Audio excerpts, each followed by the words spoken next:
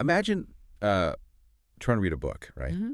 But every time you look down at the page, the alphabet just keeps shifting on you. Oh, that sounds incredibly frustrating. Right. It's like you stare at the letter A, but suddenly it makes the sound of a C. Yeah. And then, C starts acting like an R. You're staring at the text, trying desperately to decode what is literally right in front of you. But the underlying symbols they refuse to hold their meaning. It would be entirely exhausting. Exactly. That feeling of a shifting, entirely unreliable foundation. That is pretty much exactly what the brain's processing of numbers feels like for millions of students dealing with the condition we're uncovering today. It really is. Welcome to today's deep dive. We have a really fascinating mission for you today. We're diving into a stack of notes and research we received from a group called MentalSpace, Georgia. Yeah, they do some great work. They really do. And we're looking at a hidden academic struggle that operates, almost entirely under the radar. Plus, we're going to look at the structural support systems being built to actually combat it. It's such a critical subject for you to hear about, honestly, because we're talking about a struggle where people constantly see the symptoms, right? But they almost always misdiagnose the root cause. Yeah, they see the smoke, but totally miss the fire. Precisely. And what's most vital about this information is that knowledge about a condition like this, it only really matters when we can actually apply it to help the students in our lives. Right. The kids sitting at our kitchen tables, staring at homework, experiencing that exact cognitive exhaustion you just described. I am so eager to get into this because looking through these notes provided just so many massive aha moments for me. Oh, I bet. But before we get into how to actually help these students, we need to accurately define what is actually happening in their minds. So the specific condition we're looking at in these notes from MentalSpace, Georgia is called dyscalculia. Right, and sometimes you'll hear it referred to medically as a math learning disorder. It's a specific, measurable learning disorder in mathematics. But the core fact to understand from these notes is that this is a brain-based difference in how a student processes numbers and quantities. A brain-based difference. Exactly. And the research estimates this affects somewhere between 3 to 7% of all students. Wow, 3 to 7%, that's a lot. It is. And interestingly, it very often co-occurs right alongside dyslexia or ADHD. Okay, let's unpack this because I know exactly what a lot of people might be thinking right now when they hear this. I think I know where you're going with this. Yeah, when we talk about a student really struggling with math, isn't this just a case of someone, not trying hard enough? Right, the classic assumption. Or simply a kid who is just, quote unquote, not a math person. We hear that phrase all the time. People wear it like a badge of honor, honestly. They do, but what's fascinating here is how directly the research shuts down that exact myth. The source material is completely unequivocal on this point. Dyscalculia is absolutely not laziness. Not laziness, got it. It's not an indicator of low intelligence either. And it's not just some casual preference for English class over algebra. Right. It is a strict neurological reality. So in a typical brain, there's a region called the parietal lobe. Okay, the parietal lobe. Yeah, and that handles our spatial awareness and helps map out quantities. But in a dyscalculic brain, that mapping simply doesn't function the same way. Really, it works differently. Yeah, so when they look at a math problem, their brain isn't refusing to work out of defiance. It's literally struggling with the biological mechanism required to translate the visual symbol of a number into the abstract concept of a quantity. So we're talking about an actual structural difference in the hardware of the brain, not a character flaw in the student. Precisely. And that 3 to 7% figure we mentioned earlier, Yeah. it's much larger than people realize. If you picture an average classroom of, say, 30 kids, you are statistically looking at 1 or 2 students in that single room who are processing numerical quantities in a fundamentally different way than their peers. In every single classroom. Pretty much. And dismissing their neurological barrier as just not being a math person, it completely minimizes a very real learning disorder. Which naturally brings us to how this actually looks in the real world. Because if it is a brain-based difference, it has to manifest in observable ways. Oh, absolutely. It definitely does. But the problem highlighted in the notes is that because dyscalculia is so dramatically underidentified, the signs are constantly misinterpreted by the adults in the room. Yeah, all the time. So what are the specific indicators we should actually be looking for? Well, the notes detail several key signs. One of the primary indicators is having profound trouble connecting a numeral to the quantity it represents. Okay, give me a practical example of that. What does that actually look like for, say, a second grader? Think about the concept of subitizing. Subitizing. Yeah. If I roll a six-sided die and it lands on 5, your brain instantly recognizes the fiveness of those dots, right? You don't have to count them one by one. Right. I just see it and know it's 5. Yeah. Exactly. And you also instantly know that the drawn symbol, the number 5, means that exact same amount. Most brains automatically link the symbol to the volume. Okay, makes sense. But a brain with dyscalculia, it has to consciously, laboriously build that bridge every single time. Every time. Wow. Yeah. They look at the number 5 and it's just a squiggly line. It doesn't carry the innate weight of 5 items to them. Oh, wow. That explains why the notes mention difficulty with number lines. Yeah. I mean, if the numbers don't naturally carry weight, then the spatial representation of them has to be incredibly confusing. Exactly. Because their brain isn't mapping quantities spatially, the distance between 10 and 20 feels completely abstract. It's just empty space. Yeah, it's murky. They don't have an internal sense of what comes before or after a number without heavily concentrating on it. I have to push back a little bit here, though, on another sign mentioned in the notes. Okay, go for it. It mentions counting on fingers long after peers have stopped. But isn't counting on fingers pretty normal? I mean, I definitely used my fingers as a kid. Sure, we all did at some point. So at what point does a teacher look at a kid using their fingers and say, okay, this isn't just a kid learning at their own pace, this is actually a neurological disorder? It's a really great question. It crosses the line into a warning sign when it persists well beyond the developmental norm, primarily because the student has absolutely no other choice. Ah, they're relying on it as a crutch. More than a crutch, a necessity. Mm. If that abstract concept of the number we just talked about isn't solidifying in their mind, they have to rely on a physical, tactile representation. They need to physically feel it. Right. They literally need the physical fingers to anchor the math in reality because the internal anchor just doesn't exist for them. If you take their hands away, the quantity simply vanishes from their mind. That is wild. But it makes the next two signs make total sense, which are struggling to recall basic math facts and losing track during multi-step problems. Yep, they go hand in hand. Because if I have to use massive amounts of brain power just to figure out what the symbol 7 even means, I don't have any processing power left to memorize my multiplication tables. That is the exact mechanism at play. It's a severe working memory overload. Working memory overload. Yes. If step 1 of a long division problem consumes 100% of your cognitive energy just decoding the numbers, well, by the time you reach step 3, the entire process collapses. There's nothing left in the tank. Exactly. The brain is just too fatigued to hold all those loose threads together. And the really insidious part is that this doesn't neatly stay inside the four walls of a math classroom, does it? Not at all. The sources point out this shows up as trouble with time, with money, and with estimation, which, if you think about it, is just constant low-level math we do all day long. Just think about reading a traditional analog clock. Oh, man. Right. It's a circle with 12 numbers that somehow represents 60 minutes, where the number 1 actually means 5. When you put it like that, it sounds ridiculous. For a brain struggling with numerical abstraction, it is a nightmare of arbitrary rules. I can imagine. And it's the same with money. You know, estimating if a $10 bill is enough to cover a sandwich and a drink requires rapid, invisible math. It impacts their daily functioning, creating this constant friction. Here's where it gets really interesting. Think about what happens when an adult doesn't know about dyscalculia. Yeah, this is the tragic part. It's like a student acting out in class because they literally cannot see the blackboard. Right. But instead of being taken to an eye doctor and being given a pair of glasses, they're given detention because the teacher assumes they're just being defiant or lazy. That is such a perfect analogy. They are being repeatedly punished for a structural barrier that they have absolutely no control over. If we connect this to the bigger picture, we have to look at the profound emotional toll of that exact scenario. Yeah, it's got to be devastating. Imagine being that child at the kitchen table. You're putting in the effort, you're trying desperately to understand the shifting alphabet of numbers, but you keep failing. And the adults are just losing patience. Right. Instead of help, you're met with frustration, deep sighs, and adults who think you just aren't trying. The source text notes that left unrecognized, dyscalculia quietly, but violently, erodes a child's confidence. Because to the outside observer, it just looks like a behavior or motivation problem. Yes.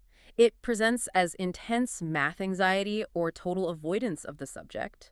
A student might start throwing tantrums right before math class or, ripping up their worksheets. Just to avoid doing the work. Exactly. But inside, it is a painful cycle of anxiety. That mislabeled behavior is often just a defense mechanism to hide the deep shame of not understanding what everyone else seems to grasp so effortlessly. Wow.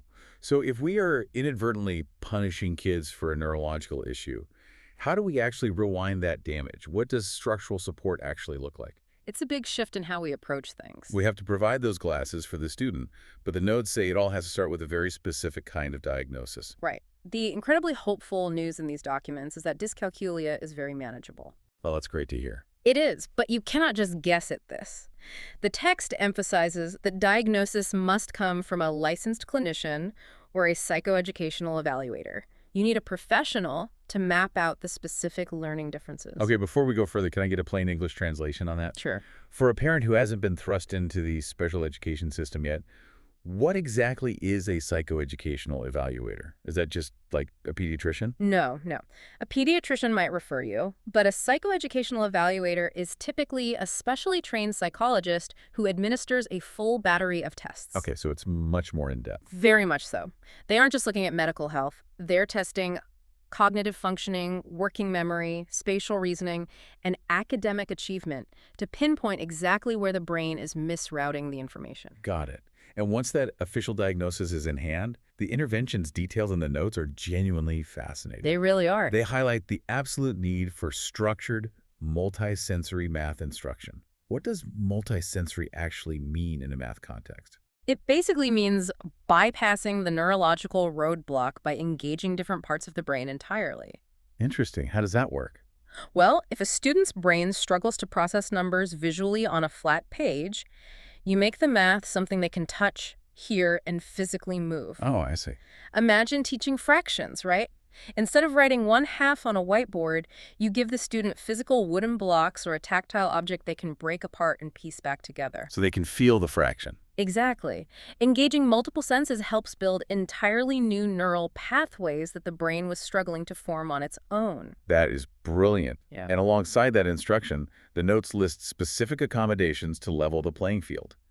Giving the student extra time on assignments, for one, Crucial. giving them heavy visual aids, Yeah. and importantly, allowing the use of calculators, which completely flips the old school thinking. Totally flips it. Instead of forcing them to burn all their cognitive energy on basic arithmetic recall, the calculator handles the basic processing so the student's brain can actually focus on the higher level problem solving. That's the key. And all of these accommodations need to be formalized in either an IEP or a 504 plan within the school system. Okay, another translation needed here. IEP versus 504 plan. What is the actual difference between those two? It's a vital distinction for parents to understand. Both provide legal protections for the student, but an IEP, an individualized education program, means the student requires specialized instruction. Meaning what exactly? They need a special education teacher to actually change what they are learning. The curriculum itself is modified. Okay, the what changes. Right. But a 504 plan, that's for a student who can handle the standard curriculum, but needs accommodations like that extra time or a calculator to change how they are learning it in the regular classroom. That makes perfect sense. So 504 is the how, IEP is the Yeah. what. But the sources point out something crucial that goes way beyond just physical blocks and calculators. Because of that severe emotional toll we unpacked earlier, therapy is required. Yes, non-negotiable, really. You can't just fix the math.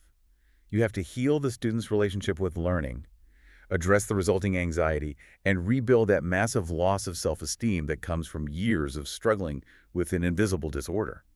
The emotional intervention is just as critical as the academic one.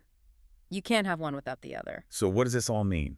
We know what dyscalculia is, we know the interventions, and we know therapy is required to address the anxiety. Right. But if you're a parent listening to this right now, and your child is having a total meltdown over second-grade math, the traditional route often means waiting 6 months for a school psychologist appointment. Which is just an eternity for a struggling kid. Exactly. So how do families and schools actually facilitate this deep level of therapy and structural support without the whole system just breaking down? That is the exact gap these notes from MentalSpace Georgia address.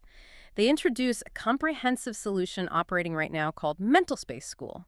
MentalSpace School. It's a system providing K through 12 mental health support directly integrated into Georgia schools. The specific offerings they detail in the text are incredibly robust. For instance, they provide same-day teletherapy. Think about what a game changer that is. It's huge. Imagine a kid in the school counselor's office having a full-blown panic attack because of a math test. Instead of sending them home or, putting them on a 3-month waiting list, the counselor can log on and connect that student with a licensed therapist on a screen that exact same afternoon.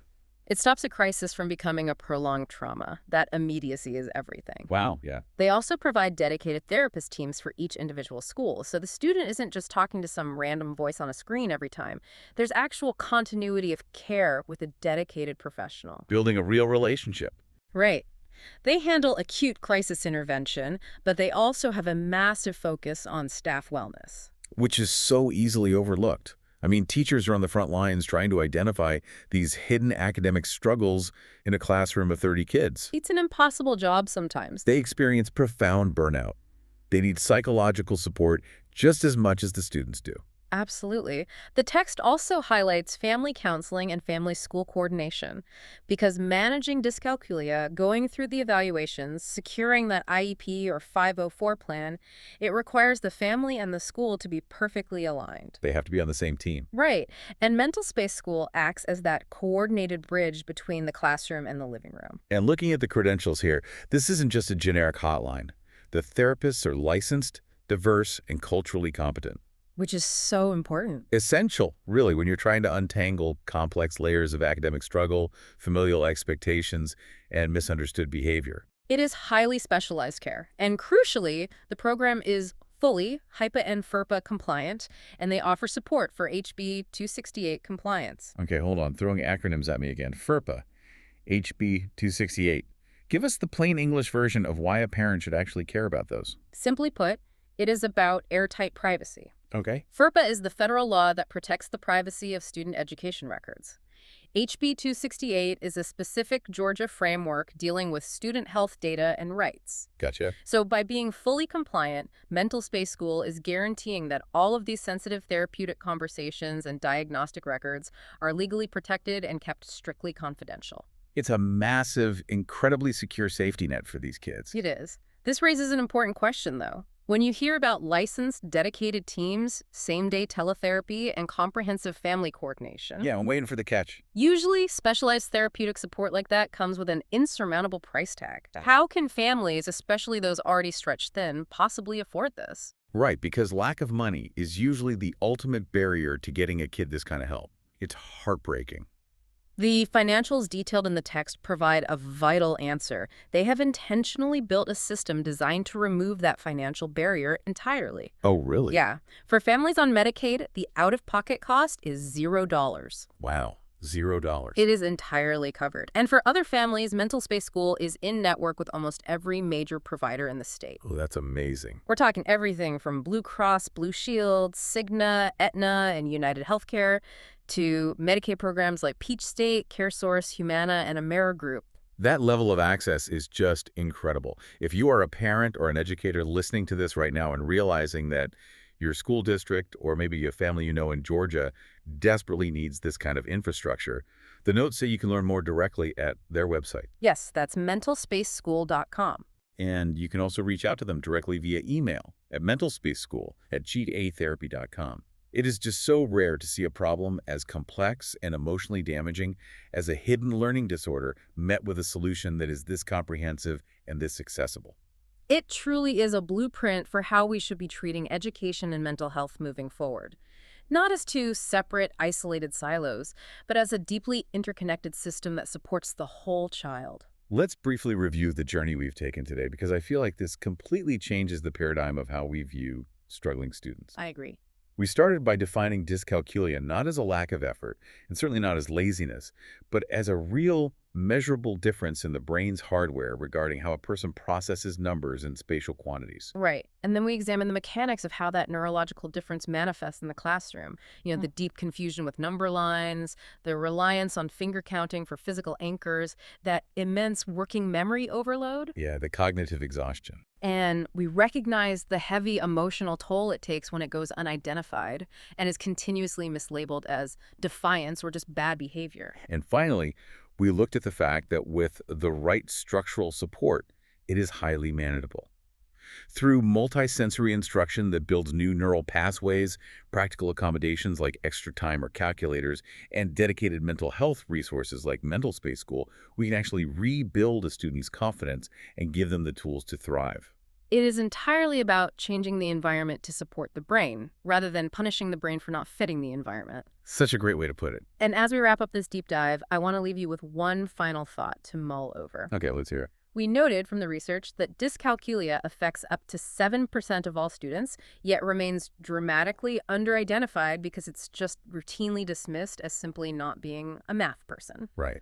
Think about the generations that came before these modern diagnostic tools and these robust support systems. How many adults are walking around right now with undiagnosed dyscalculia, having spent their entire adult lives carrying a deep shame, believing they were simply unintelligent or lazy, when in reality they just needed a completely different way to process the world?